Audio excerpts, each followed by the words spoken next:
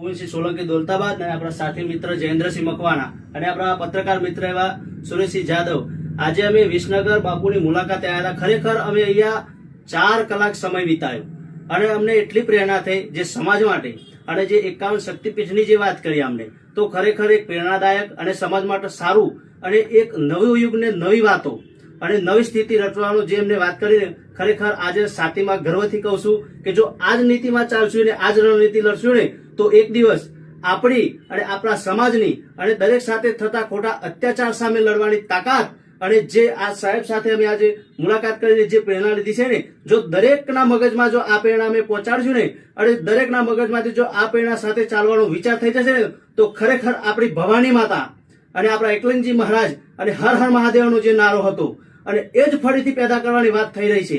એટલે સાહેબને જેટલો સપોર્ટ કરો અમને સપોર્ટ કરો અને દરેકને સપોર્ટ કરી આ વાતને ઘર ઘર સુધી પહોંચાડીએ એવી અમારી નમ્ર વિનંતી છે। જય ભવાની જય માતાજી। આપણી સાથે સાબરકાંઠાથી પ્રતિકથી મહેમાનો જયેન્દ્રસિંહ અને એમની ટીમ આવી છે।